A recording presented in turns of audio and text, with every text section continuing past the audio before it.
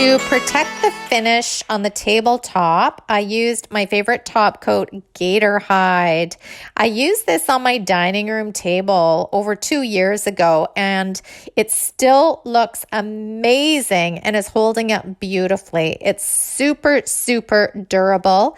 It's easy to clean, and it's not only water resistant like most top coats, but it's actually water repellent. So when I spill something on my kitchen table, no worries. It's so easy peasy to clean up.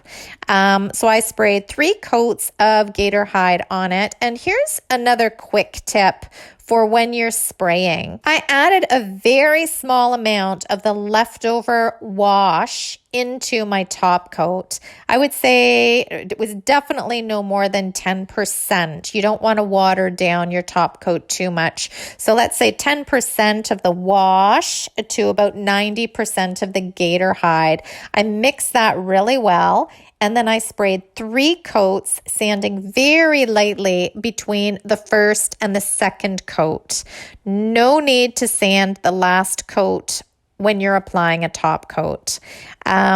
Also, if you ever top coated a wash and notice it started to turn slightly orange again, this trick will keep it looking very, very white, very clean.